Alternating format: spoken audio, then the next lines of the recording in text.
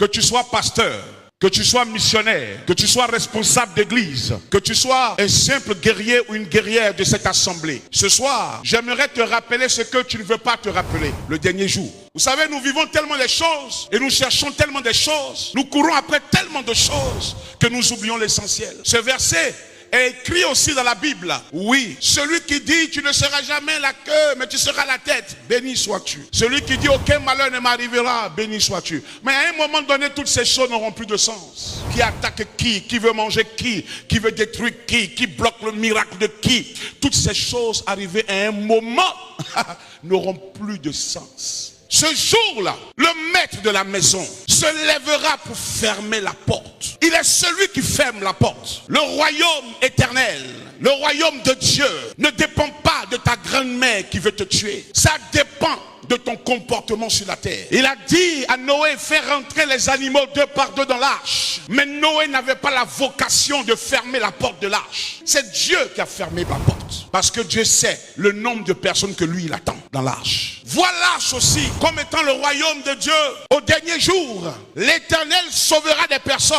Le déluge au temps de Noé était une préfiguration des choses à venir en parlant du jugement dernier. Les gens vivent et ne croient pas. Noé a dit, la fin arrive, la pluie va tomber, le déluge approche. Les gens le traitaient de fou. Quand tu prêches l'évangile de Jésus aujourd'hui sur les réseaux sociaux, les gens te traitent d'escrocs, de voleurs, de menteurs. Regarde-les, encore les mêmes choses. Ils font croire aux gens des choses qui n'existent pas.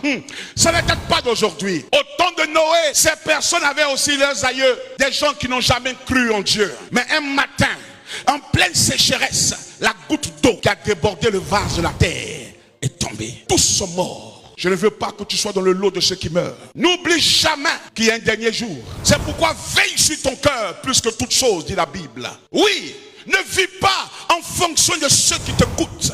Ne vis pas en fonction de ceux qui sont autour de toi. Mais vis ta relation avec Dieu. Et veille à ce qu'elle soit parfaite avec Dieu. Le plus important, tu dois comprendre la différence entre l'image et le témoignage. L'image, on peut la soigner avec un peu d'argent. Un peu de publicité, un peu de manière de faire, une bonne série de communication, tu soignes ton image.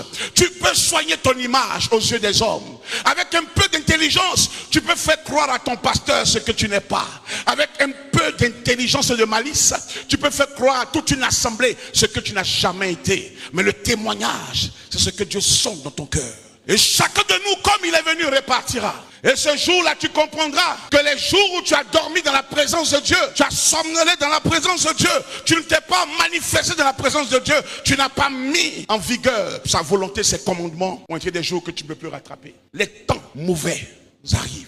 Nous ne sommes plus à cette saison où la priorité, c'est le miracle. Nous sommes à une saison où nous devons mettre de l'ordre dans nos affaires. Regarde autour de toi, le Covid-19, combien de morts? Des gens n'ont jamais pensé mourir. Une maladie est arrivée un mois, et deuxième mois, des milliers de personnes qui n'avaient jamais dit au revoir à quelqu'un sont partis sans laisser un testament. Des personnes qui étaient considérées comme des stars, des multimilliardaires, sont morts dans cette maladie. Écoute-moi, des gens plus riches que nous n'ont pas pu corrompre la mort. C'est pourquoi veille